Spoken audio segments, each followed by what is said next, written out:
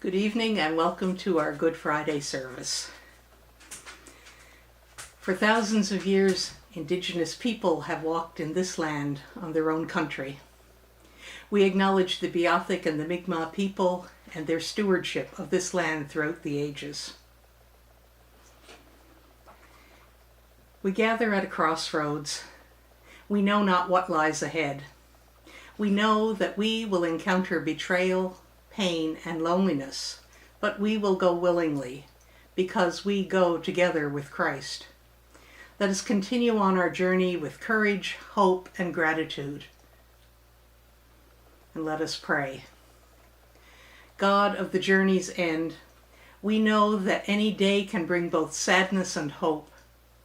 We are formed and transformed by experiencing the good in each day and courageously facing the difficulties ahead. Draw us near to each other as you draw us nearer to you, so we may share strength with those who have less and borrow courage from those who have more. Amen. We come here today to remember a man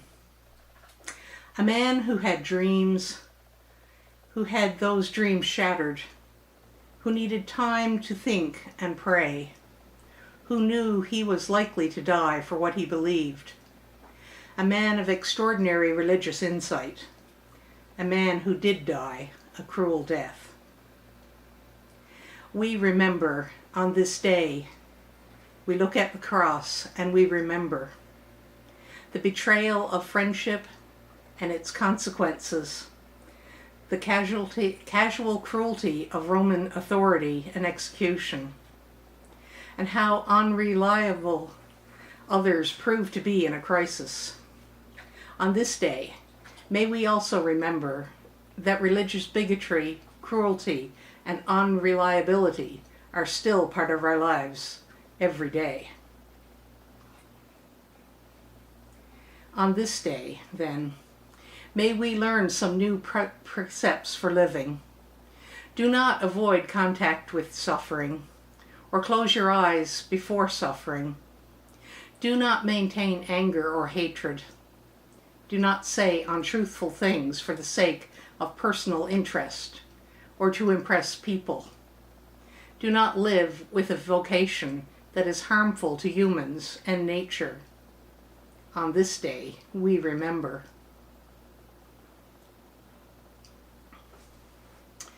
And our reading for this evening comes from Luke chapter 23, verses 1 through 32.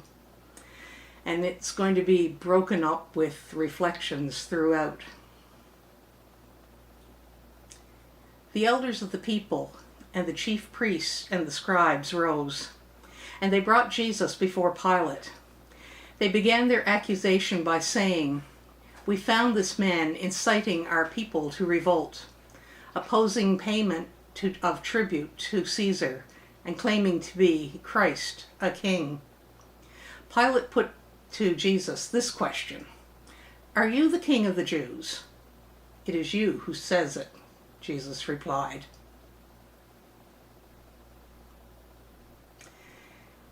I remember a man who had dreams of what might be, that people would be set free from ideas and images about God that enslaved them, that people would believe that through their everyday acts of human kindness, they are intimately connected with the sacred, that people would live in peace, in God's presence all the days of their lives. I still remember a man driven by his dreams.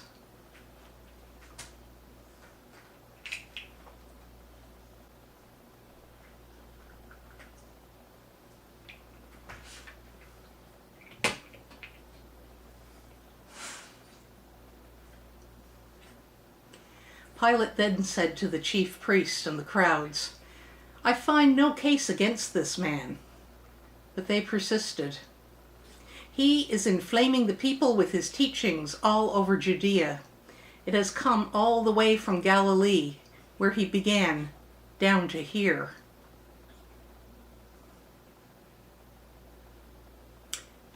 I remember a man who had his moments of breakthrough, when it must have seemed his dreams were being realized, the times people really listened and responded, the men and women who were prepared to walk with him and support him, times when he spoke better and more convincingly than other times.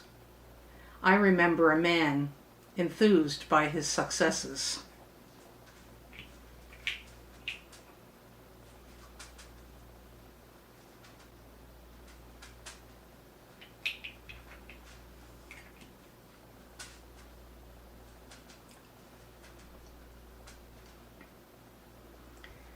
When Pilate heard this, he asked if the man was a Galilean, and finding that he came under Herod's jurisdiction, he passed him over to Herod, who was also in Jerusalem at the time. Herod was delighted to see Jesus. He had heard about him and had been wanting for a long time to set eyes on him. He was hoping to see some miracle worked by Jesus. So Herod questioned Jesus at some length, but without getting a reply.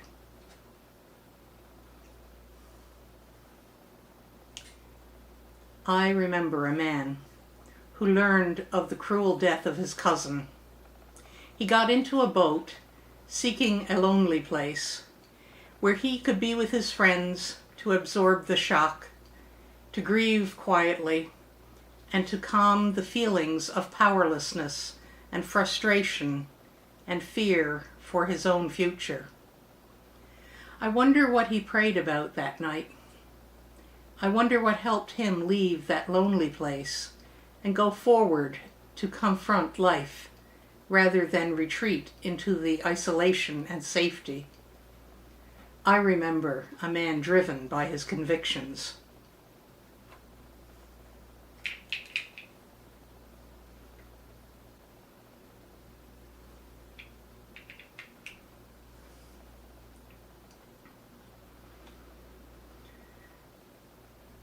Then Herod, together with his guards, treated Jesus with contempt and made fun of him. Herod put a rich cloak on Jesus and sent him back to Pilate. And though Herod and Pilate had been enemies before, they were reconciled that same day. Pilate then summoned the chief priests and the leaders of the people. "You brought this man before me," Pilate said, "as a political agitator.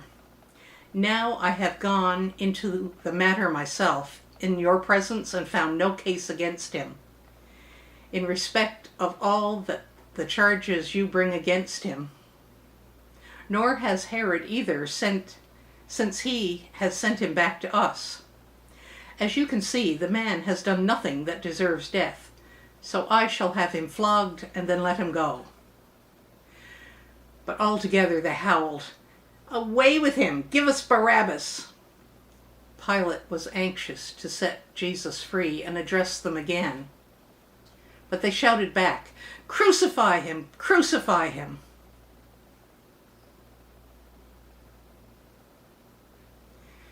I remember a man whose dream was shattered, who broke down and cried over what could have been, who knew the pain of failure and powerlessness, who knew that it was like what it was like to feel broken and terribly alone.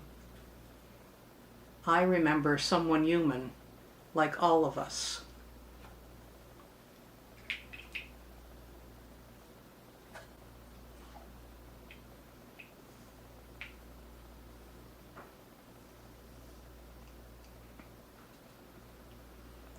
Pilate then gave a verdict. Their demand was to be granted.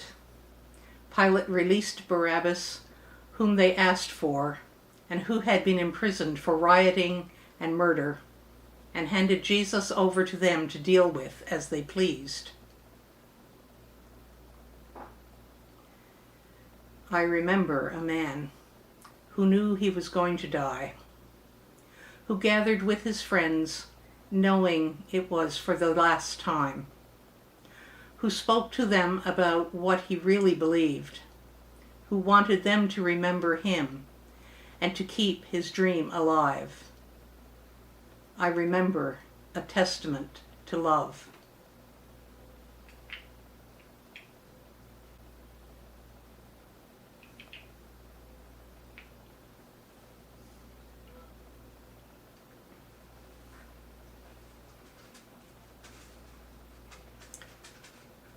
When they reached the place called the Skull, they crucified Jesus there with 2 criminals also, one on the right and the other on the left.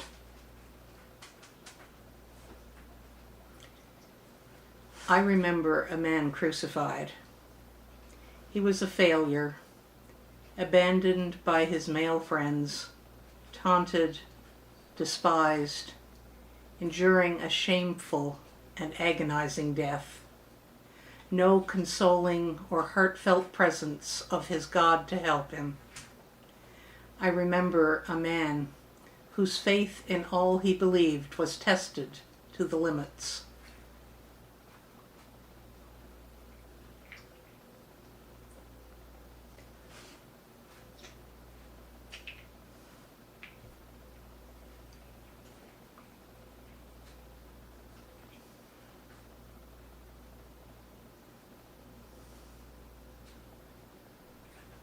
Six women, Jesus, waited on you, not expectant, not waiting for a miracle, not believing you will leap to life before us and cause the blind to see, but simply waiting, being with you, being God.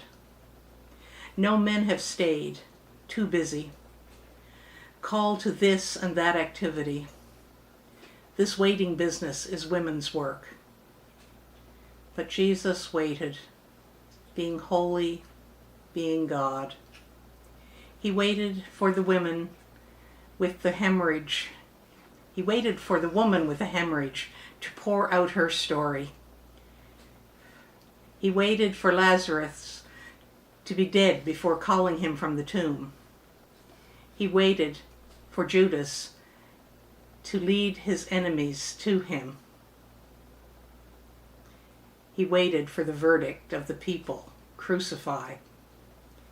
He waited on the cross while his life's blood left him, waiting in faith, in control of his death. He waits now for us to turn towards him, longing for us to know he is waiting. And so here we are, we women who wait, and as we wait, we listen.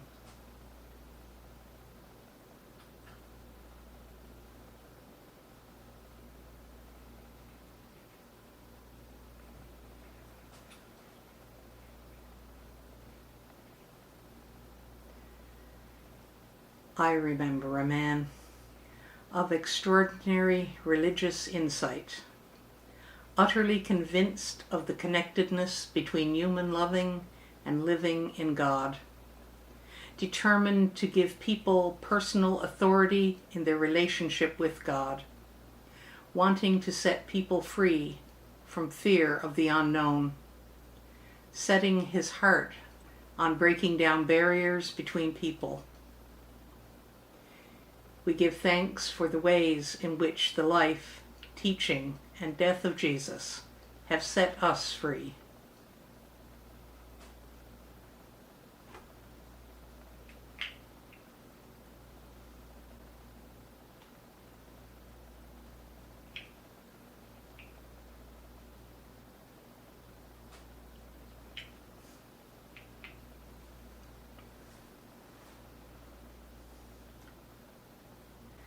Jesus provides a glimpse into another this world reality. His vision is worth exploring, for we are encouraged to celebrate life, to suck the marrow out of existence, to explore and probe and experiment, to venture into uncharted seas without fear of tyrannical and of a tyrannical or vindictive God. He does not set limits on our curiosity.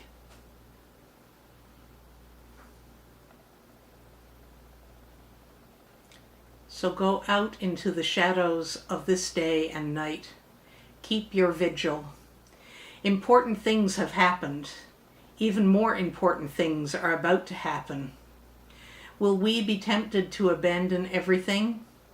Will we think it was not worthwhile? Can we believe that something good can come out of something that feels so bad? The mystery continues.